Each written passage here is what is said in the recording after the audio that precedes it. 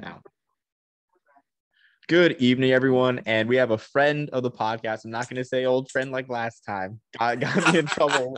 Got me in trouble a little bit. But we have Duane Nash from the Yard-HBCU Sports to join us again, talking some interesting topics regarding neutral site games. And I know our friend CFB Campus Store is going to hate us for talking about neutral site games, but it's different when it's the HBCUs because it's actually special and there's actually an atmosphere.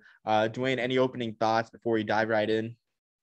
Well, first and foremost, I was just messing with you about the age thing, especially with a birthday of mine coming up sometime soon. I'm just glad to see another year. So that's not a problem with me at all. Number two, I'm trying to figure out why CFB would have an issue with us talking about neutral stadium sites. I kind of get it to a degree where, of course, you would want to have that home atmosphere, but yet having that understanding of how classics, especially classics within HBCU football works and the type of vibe that normally generates. And in most cases, the classics, the stadiums in which they're held in are a lot larger than the home stadiums of the institutions that are participating in them. So you have a situation where you can have a lot more people in those arenas coming to see this game. It intensifies the atmosphere of the game. The tailgating is intensified as well. And you just have that entire vibe that's completely different in some cases than playing a home game for those teams. So yeah, it's something, if you ever get an opportunity to do so, to check it out. There's still a few that I haven't been to. Most notably, of course, for me is the Bayou Classic that I would love to make my way to. Number two on that list, of course, is the Magic City Classic. So once everything, I guess, calms down with this COVID-19 pandemic, I'm most definitely going to get back on the road and check those games out. Certainly, both are bucket list games for sure, especially the Bayou Classic. You can say that one's sort of in decline with, I guess, the TV contract situation. That's another discussion for another time. I stand corrected. I stand corrected about CFB. I guess he's talking more about games like, I guess, the shirt I'm wearing, the Chick-fil-A kickoff game. I guess he's talking more about games like that. I think he's fine with the classics because he totally gets it. Just the atmosphere, it's special. And I hope to make one of these classics one of these days, for sure. I mean, maybe they bring one out west. I mean, I'm in El Paso, but maybe I'll get to make a State Fair Classic, which I guess that's a good segue into our topic, the State Fair Classic, or I think it's called like the Lone Star. I'm not even going to try to mess up the name of the other classic. But speaking of the State Fair Classic, this weekend out in Dallas, Texas, at the Cotton Bowl. And this will be the second one of this year. It's funny to say. The first one, of course, was held at then Globe Life Field or Park, whichever one it is. Now it's Choctaw Stadium to avoid confusion. And that one drew, even in the pandemic, 10,500 fans. So, Duane, I want to ask, do you think it's time, just based off of that small sample size of this spring, do you think it's time for the State Fair Classic to move away from the Cotton Bowl? Because we've seen I'm calling it the Heart of Dallas Bowl, the First Responder Bowl, move from the Cotton Bowl to SMU's campus. So do you think that's like writing on the wall for this game? You know what? I don't know yet. And God knows that I don't want to tell SWAC fans what to do with their stuff because they'll most definitely let me know, being a MEAC guy in terms of being raised and now making that migration over to the Big South. They really don't want to hear from me now about what I have to say about their games. But based upon what we saw, and I understand completely that the spring number most definitely is related to the pandemic. You know, it's still a fifth of what they've been doing over the past 5 years, where they've averaged about 50,000 there at the Cotton Bowl. Now, there were a couple of games there, 2012, 2013, 2014, where they were at 30,000. But that, once again, is still 3 times as much as what happened this past spring.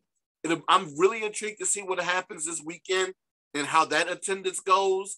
I know we've had a couple of other classics within the past few weeks, and their numbers weren't necessarily on par to what we used to, but they were still relatively decent.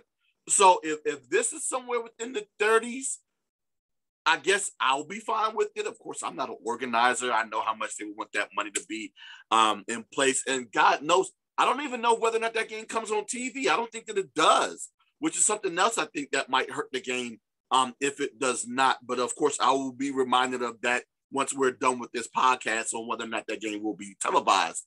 But like I said, that 30,000 number is a benchmark that I'm putting out there for myself to see if they match that. If they can do that, they probably are still comfortable with having it at the Cotton Bowl. But of course, this new venues like new shoes, right? You got to kind of break it in a little bit and get the fan base a little comfortable in terms of coming out there to want to come out and check out this game.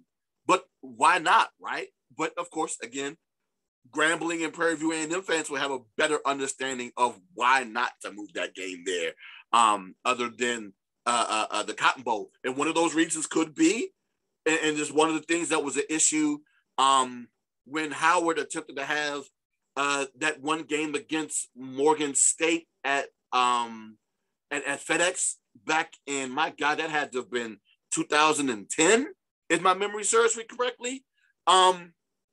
It's stadium environment and how it's parking there, how it's ease of getting into the stadium. All of these things also have to be taken into consideration as well, because if that first crop goes and they don't have a good time, that word is going to spread, and everyone's going to say, well, I'm not going to that game while it's there. I'm going to wait until they, wait and see if they eventually move it someplace else. But yeah, those are other things that you have to take into consideration as well on whether or not a game, will continue to be or needs to be moved elsewhere. I agree. I think I liked your point with like new venue, new shoes, because granted, the Rangers moved out of then Globe Life Park, now Choctaw Stadium in 2019. They moved out, but it's still years older than the Cotton Bowl is. And I'm sure the Cotton Bowl is in good shape. It's not as bad as, say Legion Field or the Magic City Classic. I mean, that situation. But it's still a very old venue. And you mentioned other things like parking, fan experience. I guess with a lot of these venues, I'm not sure the situation with the Cotton Bowl. I guess I keep going back to Legion Field because, I mean, on my way moving to Georgia here for my assignment, we made sure to stop at Legion Field. I made the family turn off the highway so we can get to Legion Field and Rickwood for that matter. A must visit if you're in the area. A lot of history at Rickwood. But visiting there, I mean, the parking situation, it's like, what lots are here? It's like, where do you park if you go to a game at Legion? I'm not sure. I can imagine that's the case with the Cotton Bowl because it's an older stadium before, I mean, a lot of people had cars. So, I mean, that it's something interesting for sure. And granted, they did draw, like you said, like I guess 50,000, a fifth of what they usually draw. This spring they drew a fifth of what they usually draw, and I think Choctaw Stadium, or Globe Life Park, just so there's no confusion. They drew. I think they hold less than 50,000. But again, when you think about it, I guess in terms of revenue, all the other aspects of draw in like premium seating like seat back seating. I think the Cotton Bowl is all bench seating. So that's just like stuff to factor in for sure. And I think something that, yeah, like the comfort as well. I mean, because I mean, no one wants to see a game if it's in a pretty bad venue. Like Sam Boyd, I mean that's something I talked to a few people on Twitter about who follow the Mountain West. They mentioned that there was just no shade in that stadium. It wasn't old. There's just no shade and not enjoyable at all. So the fan enjoyability is huge for that. And I mean, again, the Cotton Bowl is a historic venue, though. That's the thing. But I mean, I'm surprised that there's no questions about the Cotton Bowl's future with it only hosting 2 football games a year. And I'm not sure how much they do in high school football, but that's never really a huge draw. Yeah, and that's the other thing too is how does the city of Dallas feel in terms of keeping that stadium viable, right? If they feel as though that it's an eyesore, and we already know that it's not necessarily being used a lot, but yeah, if no one has complained about it and they haven't talked about tearing it down, I guess it will continue to be an option. Yeah, and again, history does a lot. I mean, we've seen like the saga with Legion Field, keep drawing back to that, and I'm sure the history at the Crampton Bowl saved that stadium from going on the wayside. I mean, aside from Alabama State having that as their home, I guess something I want to dive into as well is the week or Columbus Day weekend. You have Texas Southern, and I'm not sure how much that game usually draws, given Texas Southern's limited success after the Bobby Reed years. But I'm not sure how often that game draws. But do you think that game would sort of put pressure on the State Fair Classic organizers to sort of, open their horizons to moving the game to Choctaw? It just depends upon how attendance does. But again, we're still talking about 4 different fan bases, even though it's still the same conference within the SWAC. So, yeah, it's just having an understanding of how each fan base responds to being moved to a new stadium or not, right? The only reason why I bring that up is because, well, God, and I only bring it up because it's familiar to me. It's based upon what I've seen within the MEAC and how diverse even that fan base is from institution to institution, and how each school travels, how they deal with home games and everything, and how certain fan bases deal with having games in certain regions as opposed to others. My guess, though, is being that the SWAC is more of a football conference than the MEAC. You know, if like I said before, if it's still something of comfort for them, you know, they'll continue to go. But if it's something that they no longer like, and especially if it doesn't mesh well with what they want to do financially, then that's another reason why they will potentially move too. But yeah, those are 2 things to always take into consideration when you're talking about a game moving someplace else. Yeah, it seems even more so now, that the SWAC has all the tradition in terms of classics. I mean, in-house in that conference, of course, mentioned the Bayou Classic, State Fair Classic. You got the Boombox Classic. Classic, yeah. The Soul Bowl, like you name it. I even missed the Florida Classic too. Like the list goes on and on. The MEAC doesn't really have that, so they can make changes if they want. Like they can go to Audi Field, like Howard did, like we'll talk about later on. They can go to Audi Field if they want. They can experiment with new things. But there's more of a if it ain't broke, don't fix it, and that's something I just never really took into perspective really too, because. I mean, I'm trying to think of another comparison within the conference. I don't think this is a good one within the SWAC, but say if the Florida Classic moved to the Orlando FC Stadium, I think it's called Exploria Stadium. I know the Cure Bowl was held there in 2019. It's a way smaller stadium, and I know it can't hold it, but it's like, do you want to move away from the Citrus Bowl with all its history that it has with that classic? So that's certainly that's a great point as well. And I feel what boggles my mind though is, and this I know you're tracking this news today with the Gulf Shore Challenge. Like you have a new classic gravitating towards these older venues, and with no tradition of the past at all. And the Gulf Shore Classic is going to be this weekend, of course, Tuskegee, Alabama A&M. I think it's going to draw very well. Two brands. I mean, defending HBCU champions, and might have been a Mickey Mouse title. I'm gonna stir the pot a little bit just for the reaction. Ooh, don't let I love a cool glass. Faithful get you on that one, because you know they'll most definitely come at you, and then they'll say, just wait and see what happens in December, right? So yeah, well, not just that, they'll go ahead and hold their hand up and say, how Mickey Mouse is this ring? So that's a whole nother conversation too.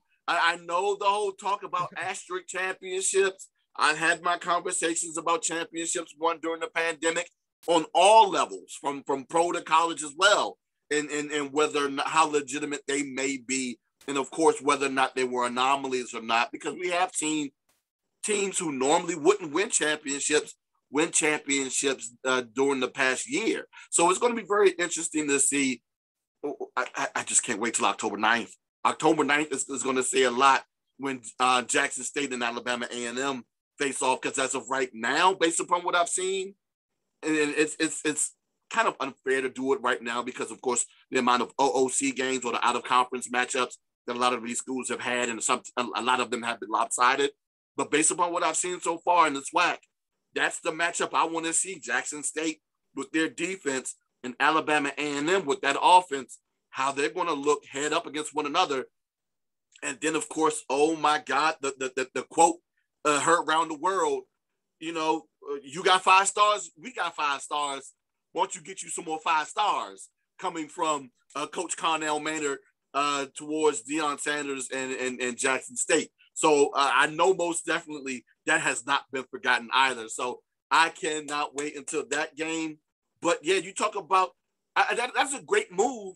If you're going to have a new game, might as well throw it in a stadium that has tradition, because people have familiarity. especially within HBCU athletics. If you throw it in a spot where people are already comfortable going to, they already know about the venue, they know about the ease of getting in, getting out. They know that, hey, if I sit in this section, I can go over here to this concession. I know what I'm gonna get when I'm sitting over here. They already know, and it's already going to be a good situation for them, because HBCU fans are creatures of habit, unless that change makes sense. So, if it makes sense to them, then they'll be fine with it. But yeah, if it's a change that they're not completely comfortable with, yeah, they most definitely will show you what type of money that they spend and whether or not they go to the game or not. Because HBCU fans are most comfortable. Well, they're most like they'll let you know when they just tailgate and just stay outside of the stadium instead of going in. I would have never thought about that, because when I see a game like the Gulf Shore Challenge, I think Lad People Stadium, what a dump. Why is it there? Is it there because South Alabama has a home game, or is it there because the familiarity? I mean, that's a great point for sure. And I'm not sure how many classics have been at Lad People's. I got the Playing Grounds of College Football book. Cost me a pretty penny, but it was worth it. Just look at where every game since until 2018 has been played. I mean, there's been a few classics at Lad Peebles. I definitely recommend it, because you never know, like when these games come out, have they played there before? It's great to have. I love it. But I mean, there's some history at Lad Peebles. It's not extensive, like say like a Legion Field, but that's a great point on the familiarity aspect of it. And I just want to clear the air.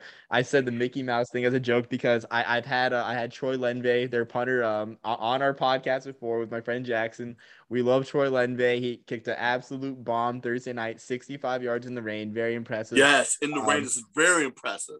Yeah, amazing punt. I say that as a joke, Troy, and the rest of Alabama A&M. I'm just trying to get the clicks. I mean, what's new in this day and age?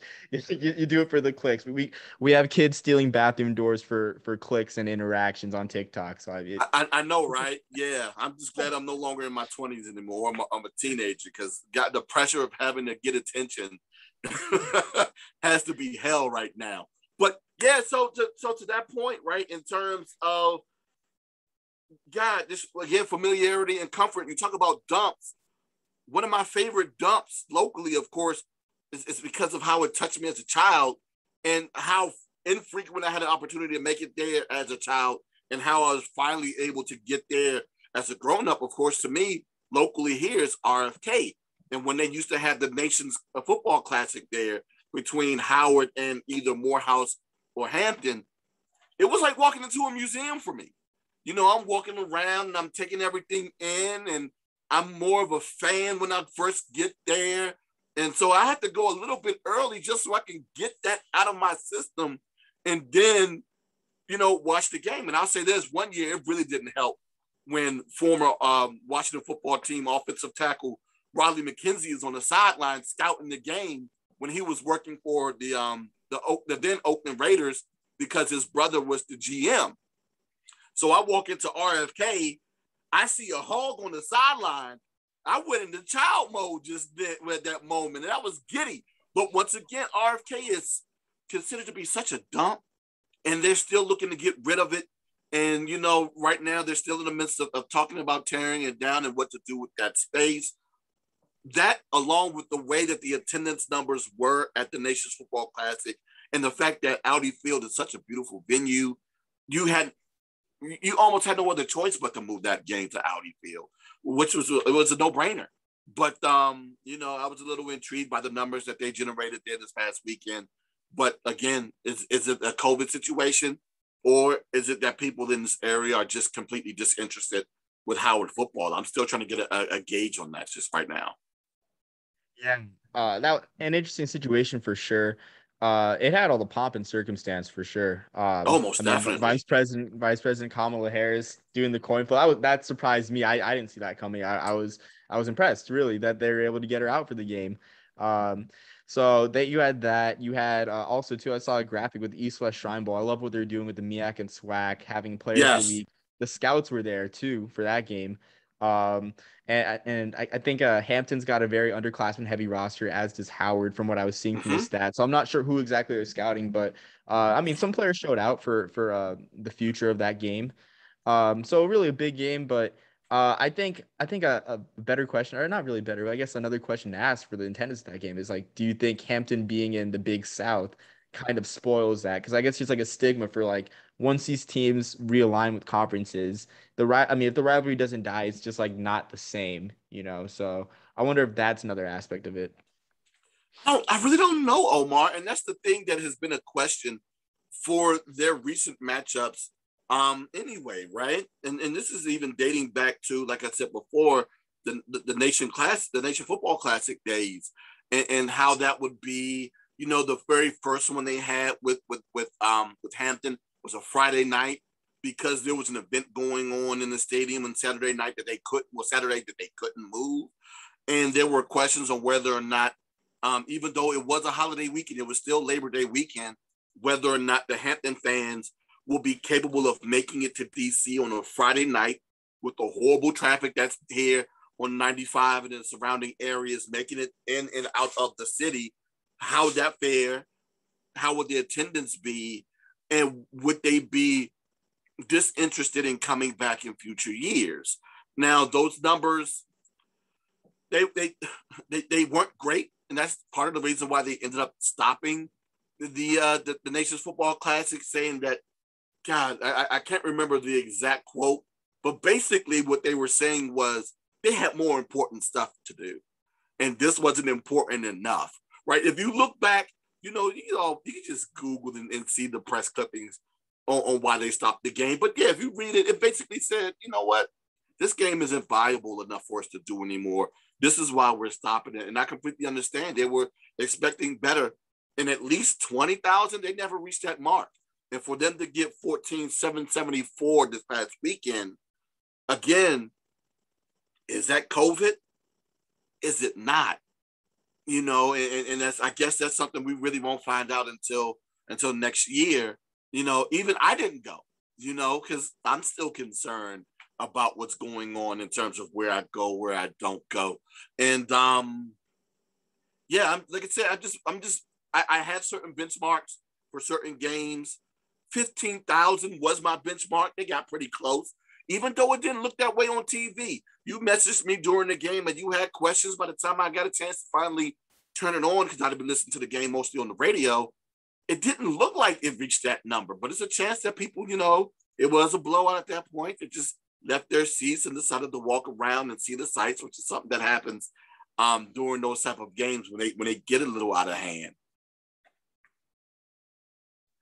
Yeah, and just about the COVID environment and everything, I think we'll see with a lot of these classics, especially the one we'll talk about after this, whether, I mean, these things are for real or not. But it's interesting you bring up the Nation's Classic, and I just think about all like the travel, I guess, Howard in its position in the country, not just as an institution, but geographically. I feel like there's so much that they can do classic wise, like especially if it's not MetLife Stadium, maybe like Yankee Stadium, like take advantage of that New York market because, right, that's something like that's an added market that they can use.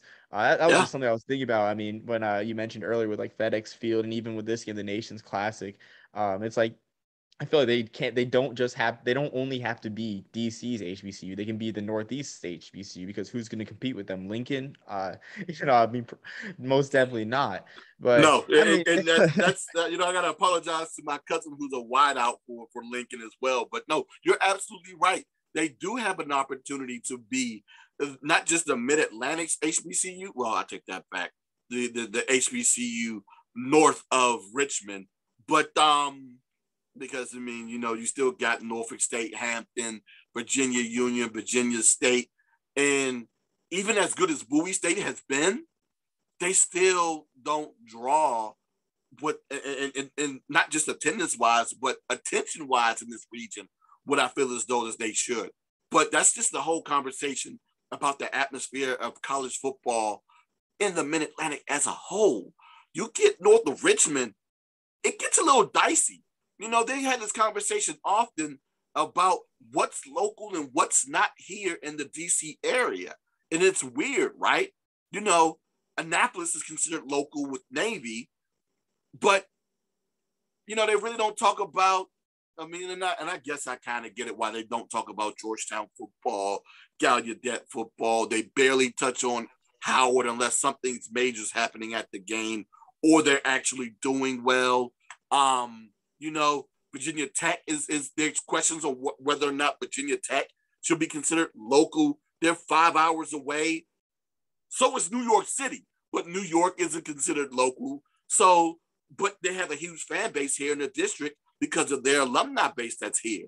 So, you know, UVA is considered local. It's just real interesting on who is and who isn't considered local in here in the district. And then, of course, with the lack of success in college football, with the exception of Bowie State again, in recent years, it makes people a little bit more disinterested in what's going on in college football until someone is capable of turning it around and going to a bowl game. I guess the interest is going to stay where it is. Basically, it's really been Bowie State and Navy. If you think about it, those have been the most successful programs on the field locally here in recent years. And yeah, it's like, okay, until it's maybe Maryland or maybe UVA, maybe we'll care a little bit more. But you know, it's unfortunate that college football is treated the way that it is here. Yeah, and I almost have to wonder on that point. I feel like Jackson State's being used as a cop-out, but you bring in Jackson State for the Truth and Service Classic in a future. I wonder like what the attendance will look like there, despite the distance. I mean, it's just one of those things. It's like I don't think it's a problem right now. The attendance of the Truth and Service class. I don't think it's. There's only been one. How can it be a problem? Yeah.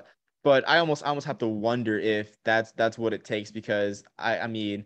I think it was Stephen Gaither that tweeted out for HBCU game day, like, what other rivalry is about everything else that happens other than what's on the field, which was something that I never thought about. I thought that was kind of shade. He's throwing some shade. I thought it was that was kind of shady, but he had a point. He's right. He is right. A friend of mine texted me this weekend. You know, I don't know if you heard it or not, but they talked about during the game that there was a seating issue with Hampton's band and how Howard was capable of sitting, but they moved Hampton to the standing room only section where they would eventually end up moving them later on, right? So I don't know if that was done on purpose or not, but again, that's Howard Hampton, right? And again, it's a situation where, you know, where there's not a lot of success on the field, especially if it's been really one-sided in a lot of sports. This is the type of attention that you get, and he's absolutely correct. You know, like I said before, my friend texted me asking me about that, and I told her that, you know, it's more attention paid in terms of the rivalry off the field than it's on the field. Her response was, "It shouldn't be that way," and I said, "Well, it is. It just happens to be that way because it's been completely one-sided." But yeah, I don't. It's just been mind-boggling to me that, you know, that I get it. When you're bad, your fans become disinterested. It just becomes that. It just is what it is. It's not hard to understand at all. I get it. Yeah, I mean, and I hope for better for them. I think we'll segue to our next classic / topic we're going to talk about. The John Merritt Classic, which definitely slipped beneath the radar because I don't think the matchup was that optimal, to be honest. Kentucky State, like you mentioned, you know, they've been doing very great. They've been doing pretty good things. 2019 season, they beat Central State in the Classic for Columbus, but the attendance was very disappointing. It was a lot to take in. That small number was a lot to take in at only 2,513 at Nissan Stadium. So I want your initial thoughts on, I guess, just on that in general, like why it happened, what this means for that classic in the future, just anything, because it's a lot to take in. Yes, it is, right? And the biggest thing was seeing that number and saying to myself, oh, wow, right? Because like you said, Kentucky State, yes, they beat Central State, their SEAC rival. They're coming off of that 9-3 season in 2019. You know, they have that great running back, Brett Slythe, I think is how you pronounce his last name. So you have that. And then you throw in the fact that dude, it's Eddie George's first home game. And it's in Nashville, the stadium where he used to be, you know, a all-pro running back. You would expect the numbers to be a little bit bigger than 2,500. But Tennessee State really hasn't had a lot of success recently. You know, they've been averaging about 4 wins a season. They started out 0-2 this year. But still, I would just think that, you know, the pomp and circumstance of the game itself will probably be enough to at least get 5,000. They couldn't even get 5,000. So, yeah, I'm a little concerned about the future of attendance for Tennessee State and how they're going to – maybe it was just the opponent. But yeah, I'll be intrigued to see how it goes on from here on out. But, yeah, 2,500, that's a very low number. And I'm in the process right now trying to figure out exactly how close Frankfort, Kentucky is to Nashville, because I have a feeling that, well, Kentucky and Nashville are neighbors, right? Yeah, Kentucky and Tennessee are our neighbors. I'm not sure. Well, Yeah, not I don't Nashville, even know but where Tennessee. Frankfurt Yes, is. thank you for correcting me. Yes. Yeah. So I mean, I'm not sure. I think so. Looking at Kentucky State's schedule, though, and you mentioned like all the success they've had earlier this year. Like this weekend, they're going to Indianapolis for the Circle City Circle Classic. City. Yeah. Is it possible to be classicked out if you're those fans like tired of the travel, like going to Columbus, then going to Nashville, and then going back up to Indianapolis? Like, do you think that's possible at all for those fans? You know what? A fan base or 2 fan bases who will be very familiar with that, well, 3 really off the top of my head would be Grambling, Southern, and Florida A&M, right? They have they most definitely know the definition of being classic out, right? And I say that because a byproduct of that is the fact that the SWAC decided to move their game from, well, part of it is they decided to move it from Houston to the home stadium of the team with the best record. Now, of course, the rent, having it at NRG Stadium, of course, is a huge problem. And moving it to a home stadium most definitely reduces that. But if you look at the teams coming out of the Western Division in recent years, it's either going to be Southern or Grambling competing for the SWAC championship out of the West in those years up until about 20. Yeah, even 2019 it was Southern still. But if you look at their schedule, they still had Bayou Classic in New Orleans. Then they would have to go a week or 2 later to Houston for the SWAC championship game. And then if you won that, now you're going to Atlanta.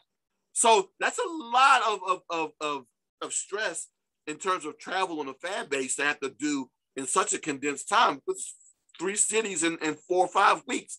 That's a lot of stress. I don't know how necessarily that will affect a Division II program. Probably a little bit more is my guess. And again, with the smoke, God.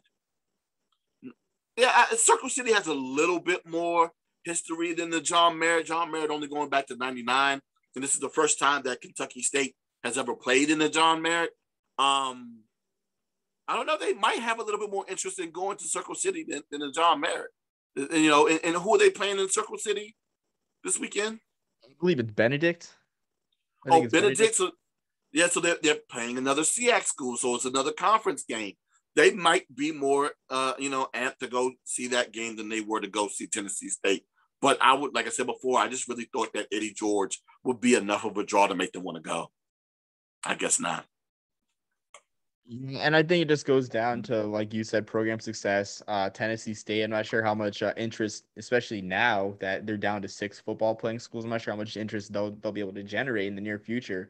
It's not like the Big South, which is a tremendous football conference as it is. So I think it comes down to that. Maybe like Kentucky State not being a brand name. Looking at their season attendance, they only drew 700 the previous game, and that was against Kentucky Wesley in I think they're NAIA, but even still, I think that's an indicator. And we were just looking at the list too beforehand of just some of these schools that they play, like some of these non-name brands that are pretty far away. Like Edward Waters in 2014 drew more than this one by over Mm-hmm. 8,000. The one that gets me is Prairie View in '02 when Prairie View was still, very, very bad. That They one were still drew very bad in 18,000. '02. Yeah. Were they winless or were they did they get a couple wins? Wow. I couldn't tell you when that streak stopped, but they were pretty bad back then. They were pretty bad back then. But hey, Duane Pass right now has that team rolling, and that's another team that's a threat in the SWAC right now. But yeah, they were pretty bad back then. Yeah, they were the poster children of a bad program. But you know what? I can't say much. My Aggies at one point in time, I like to be reminded, 0-27, it still sticks with me. But yeah, so just remember, Prairie View, that you may have some bad days with the light at the end of the tunnel. It's a Celebration Bowl championship. You keep playing well enough, that's what happens. But that's what like I said before, bad play leads to fans not wanting to go and most definitely not wanting to travel. And I almost wonder if I mean you do these classics honoring a legendary coach in your program. I know Mm-hmm. the Jake Gaither Classic is on campus at Florida A&M. Same thing with the Pete Richardson Classic for Southern. Mm-hmm. I kind of wonder if this will, I guess, sort of be the sign that Tennessee State gets to move this on campus instead of having it at Nissan Stadium. Might be. I mean, it's a pretty big sign. It's a glaring sign. 2,500. It's like, hey, we could have done this at the crib. I mean, I understand that and I've heard coaches say this before in the past. It gives our players the opportunity to play in a pro stadium so they can get that feel, so they can aspire to play on Sundays, right? But at the bottom line, it's still a business. And if you're not covering overhead and having a game there at that stadium, why do it? We could just do this at home. They can get that experience in another game where we don't have to pay for it. Yeah, that's a great point. Yeah, especially the money. Like, and I almost think too, like, I feel like one of the draws of the SWAC is, the classics, of course, in those venues. Like, you don't get that much in the OVC, really. Oh So God, no. that's something I overlooked. Yeah, that's something I overlooked for sure. I think I don't know this. I'm kind of a nerd for this, like in terms of field, like looking at the field design. But it looks like I kind of wish that the Titans ground crew did better for this class. At least painting TSU or something in the end zones. But it just looked like I mean, it showed the game was an afterthought. Honestly, like just Yeah, looking at the field design, the faded Titans logo, faded end zones, nothing in there. I think that's kind of a big enough sign, that just to move it on campus for Tennessee State. yeah, it just might be right. And I wonder, and I need to go back and check and see, because of course they do have their weekly press conferences on their website. I want to hear what Coach George's response to playing that game there at Nissan is. Because if he has a glowing endorsement for that game being played there, then they'll probably continue to do so. But if not, which I kind of doubt, because like I said before, that's where he played the bulk of his pro career. He might want to continue to play at least one more there. Um, and I just remember reading an article. They reminded you that, of course, his number 27 is hanging in the rafters because, of course, it's retired there. And he's played a ton of great games there. To win his very first collegiate game there, of course, is big. But to do it and only do it in front of 2,500 people, it might be a little sting to that. Yeah, I mean the sentiment is real there. So we'll just have to see. I mean, of course, we'll have to look the rest of the year with how Tennessee State shapes out in the Ohio Valley Conference. If they turn things around because they show potential in the spring. Especially I like their kicker Antonio Zito a lot. I remember Yeah. that long field goal he booted, one of the storylines of the spring, in my opinion. They got great transfers. They got Hick Bottom too. So I think the Mm-hmm. pieces are there in the next couple of years. So maybe the tide will turn in terms of this classic, but I mean we can only see. I don't really have access right now to their non-conference schedules, but I'll have to see later on if there's any brand names they'd be bringing to the house. But definitely something to look over the next couple of years with the John Merritt Classic. Hopefully it's not in trouble, or hopefully, um, Tennessee State does what's best for them, I guess, from a business aspect. Exactly, right. And their conference play starts this weekend, and we won't necessarily see what Coach George is going to do until he gets his first recruiting class in there, and they're about a year or two in. And so we'll see how that starts to build up this November, this December, when the early announcement starts coming into December. And then, of course, National Signing Day, when its entire class comes in. It'd be interesting to see exactly how that recruitment class ranks against the nation, because, of course, what we just saw, I understand he's become the conversation piece, but what we saw with Deion Sanders in Jackson State and how historic that class was, and now how great that defense has now turned in just that short of a period of time, can Tennessee State do the same thing? Yeah, and I hope so. It's kind of tough, like not playing for the celebration while they kind of get swept under the rug or under the radar for sure. Mm-hmm. But I hope to see them do well. Certainly. I think as we draw to a close, tomorrow night, very electric quarterback battle. Skylar Perry versus Felix Harper. I just want to ask, as we close, who do you think has the edge in that one? I liked what I saw to Skylar Perry in the spring. Felix Harper, of course, is the mainstay for Alcorn State. Accepted his invite to the Legacy Bowl, so I just want to know who you got tomorrow night. Yeah, I do my weekly picks with herosports.com. They just posted today. Give you a brief synopsis of what I wrote. This is the opportunity for UAPB to prove themselves, not only to just Alcorn State, but to the rest of the conference. Because remember, during the preseason, they were picked to finish 5th in their division. The same division they just won in the spring. Like, oh my God, they get no respect. So this is opportunity for UAPB to beat the team that everyone thought would win the division, a team that didn't necessarily look too hot in week 0 against North Carolina Central, a team that everyone expected them to beat, but they looked good this past weekend. Who is it that Alcorn just lost to in a 7-point game? It was an FBS program. South Alabama. So, they came off a close loss to them. It looks like that Felix is starting to get his footing back under him after the program hadn't played since 2019. So this is a chance for them to also prove that, hey, we are who y'all think we were too. So this is a prove me game on Thursday night. If memory serves me, it isn't a great game on this Thursday on NFL. I can't remember who's playing this Thursday. I really don't. I'll let me stop lying. I'll probably be peeking in while I'm watching the SWAC game as well. But yeah, this is an opportunity for both teams to prove themselves. But oddly enough, the last time Prairie View beat Alcorn, it was in Alcorn on a Thursday against Fred McNair in his first season with Alcorn. Triple overtime. So it's triple overtime on TV on a Thursday against Fred McNair. So all of those things, it's kind of the same. It's going to be on Thursday night against Fred McNair on TV. It's not to say that they're going to win, but with Duane passing that offense is as good as they've been looking in recent weeks, even in their losses, that's an opportunity for them to pull an upset. But I am going with Alcorn. I did take Alcorn to win in a close one. And it should be great. It should be close. It's kind of tough, just competing with NFL and the college games. The college games usually aren't as great as they were.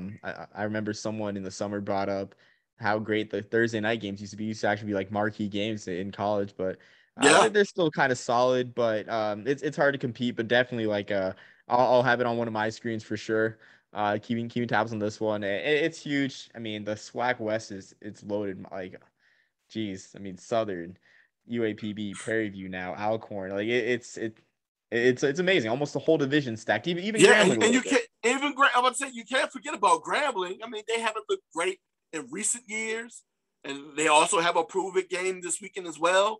But that's a very stacked division.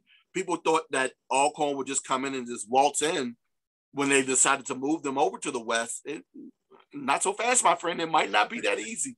So they still got to play those games. And then you also got to remember, even though Alcorn has won the conference in the past, with the exception of the spring, the previous 3 years, one of the teams that always beats them, it's Grambling. So that's another team that they have to look out for this fall. And they got to get over that hump now, where that game used to be kind of an afterthought outside of bragging rights. Now you need this to win the division. So, yeah, they got to win this from now when they face off later on in the season. I mean, so there you have it. I mean, SWAC West, I mean, pretty much one of the best division races in college football. We'll see that Thursday night. Very excited for it. I think that wraps up our discussion for today. Duane, do you have anything else to add? You've been great. I really appreciate it. Oh, no, thank you for having me. I mean, hey, I wouldn't be able to be here if you don't invite me to come in the first place. So I thank you for doing that. So, of course, as always, you can find me on all social media platforms, the Yard-HBCU on Instagram, Twitter, and Facebook. You can also find my coverage on herosports.com, where I do my weekly predictions. And I also will do my my weekly Jones Award watch list. So, I didn't do week 2, so I'm doing week 2 and week 3. That should be out tomorrow with my weekly analysis on who's doing what in the Jones Award, which is, of course, the Deacon Jones Award, the best player in HBCU football, and how that posturing is going for the award so far throughout the season.